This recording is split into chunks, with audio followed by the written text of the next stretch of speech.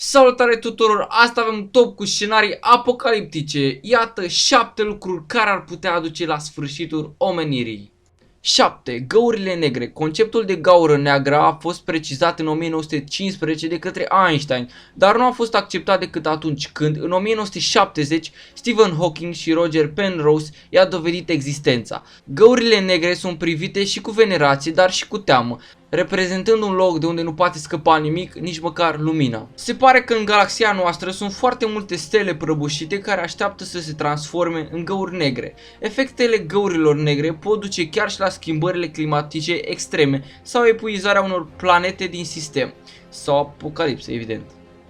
6. Un asteroid. Deși pare a fi un scenariu inspirat din filmele SF, există posibilitatea ca impactul puternic al unui asteroid cu Pământul să aducă apocalipsa. Coleziunile puternice ale asteroizilor cu obiectele de 5 km sau mai mult au loc la fiecare 20 de milioane de ani și pot produce o energie de 100.000 de ori mai mare decât cea apărută în urma detonării celei mai mari bombe. Impactul distruge o zonă de mărimea unei țări ca Olanda.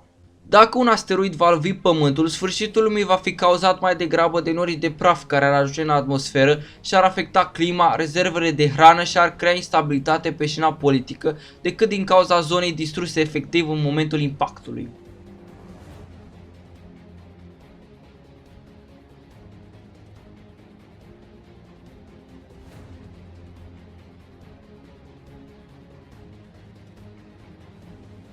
Pericolul inteligenței artificiale. Probabil că cel mai dezbătut pericol la ora aceasta se referă la dezvoltarea aparaturii și software-urilor cu un nivel de inteligență comparabil cu cel uman.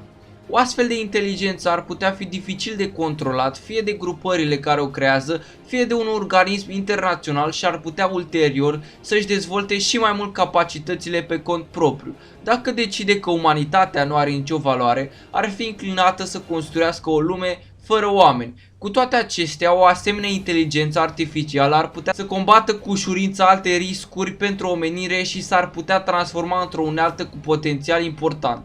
4. Erupția unui supervulcan. Un alt pericol care ar putea aduce apocalipsa este declanșarea unui supervulcan capabil să producă o erupție de 1000 de ori mai puternică decât una normală. O astfel de erupție ar putea elibera de asemenea cantități mari de gaze care ar putea modifica echilibrul de dioxid de carbon de pe planetă și ar putea provoca un efect de seră sau suficiente deșeuri din piroclastic și alte materiale pot fi aruncate în atmosferă pentru a bloca parțial soarele și a provoca o iarnă vulcanică. 3. O epidemie extinsă la nivel global. O boală incurabilă, asemenea virusului Ebola, fatal în cele mai multe cazuri și cu o perioadă de incubație lungă, precum HIV, ar putea aduce apocalipsa pe pământ. Virusurile s-au dezvoltat mult în zilele noastre, fiind din ce în ce mai greu de combătut.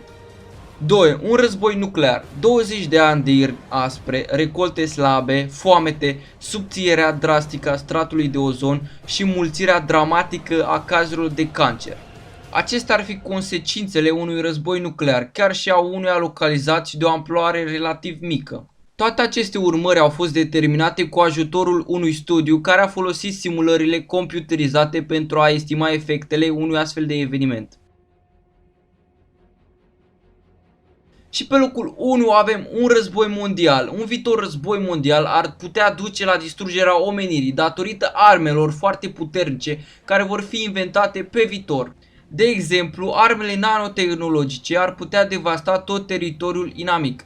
Armele nucleare existente la ora actuală pot produce cel puțin 3 ani de iarnă nucleară, adică 3 ani de îngheț permanent. În prezent se încearcă menținerea păcii la nivel mondial, dar în ultimul timp au apărut multe conflicte care ar putea aduce un război mondial la scară globală. Albert Einstein a spus: nu știu cu ce arme se vor lupta în al 3-lea război mondial, dar în al 4-lea se vor lupta cu bețe și pietre. Cam atât și cu acest episod. Nu uitați, dacă v-a plăcut, să dați un share pentru că mă ajută foarte mult și ne strângem și noi o comunitate mai mare. Iar dacă aveți sugestii de videoclip, să o lăsați în secțiunea de comentarii. Eu am fost Flavius, până data viitoare, toate cele bune, pa!